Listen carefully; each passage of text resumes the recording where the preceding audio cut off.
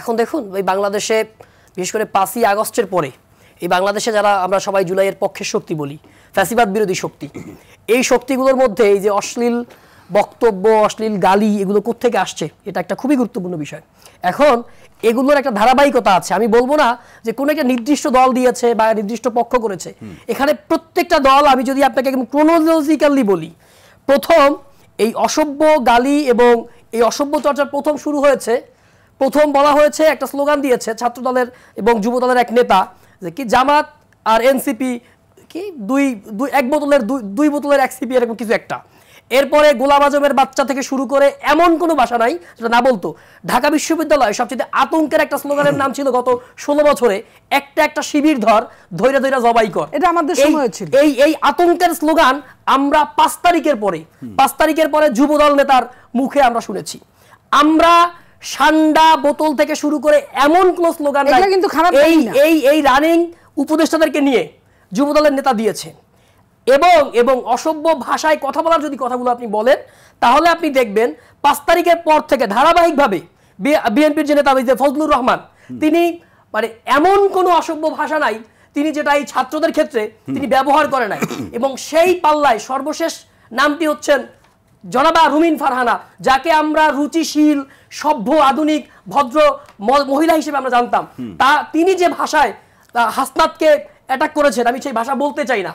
এর মধ্য দিয়ে ইভেন ওই যে আপনার চকবাজারে যে হত্যাকাণ্ডের ঘটনা ঘটলো, পুরো জাতির জন্য কলঙ্ক।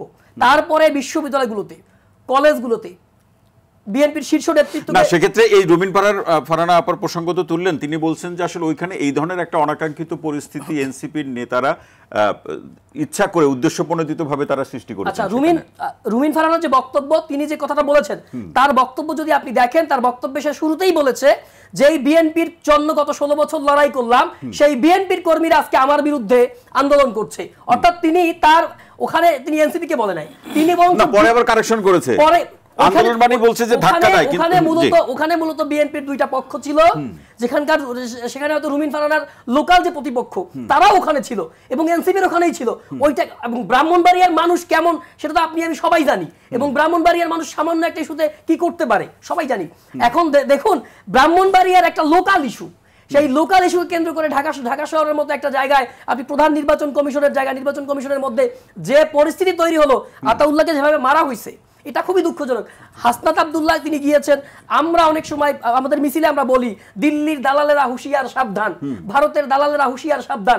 অনেক সময় আমরা অনেককে ভারতে পাঠিয়ে দিতে চাই, অনেককে আবার পিন্ডিতে পাঠিয়ে দিতে চাই। এটা পলিটিক্যাল ভাষা, পলিটিক্স আমরা বক্তৃতার ক্ষেত্রে বলি। কিন্তু এইটা বলা আর কাউকে ডাকাত বলে সম্বোধন করা, কাউকে ওই যে ঢ্যাস বাচ্চা বলে সম্বোধন করা, আপনি দেখেন এই বাংলাদেশে, যেই বাংলাদেশে আজকের রিপোর্ট অনুযায়ী 27% মানুষ দারিদ্র সীমার নিচে বসবাস করে, 10% মানুষ হত দারিদ্র।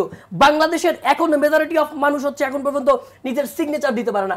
সেই দেশে, যেই দেশটাকে বলা হয় কৃষি প্রধান দেশ, চাষা ভুষার সন্তান, তাতে তো গালি বন্ধ নাই রে ভাই, মানে ওই যে বৈশিষ্ট্য বলছেন তাতে তো গালি বন্ধ নেই। চাষা ভুষার সন্তান, সেই দেশে কাউকে যেই ভাষায় কালকে একটা বাচ্চা বলে গালি দিচ্ছে, এটা খুবই বিব্রতকর, খুবই দুঃখজনক। কারণ আপনি দেখেন না, মানে সেটা যে মানে অভিযোগটা এসেছে আপনারাই এই 5 আগস্টের পরে গালাগালির সংস্কৃতিটা শুরু করেছেন, আবার ফিরিয়ে এনেছেন। আপনি যদি কোড আন কোড দেখাতে পারেন যে এনসিপির কোন প্রোগ্রাম থেকে, অফিশিয়াল কোন প্রোগ্রাম থেকে, অথবা এনসিপির কোন কেন্দ্রীয় নেতৃত্ব, দায়িত্বশীল কোন নেতৃত্ব এখন পর্যন্ত বিএনপি, জামাত সহ অন্য কোন দলকে মেনশন করে সরাসরি একটা বাজে গালি দিয়েছে, আমি আপনার টক শো সেট ছেড়ে চলে যাব।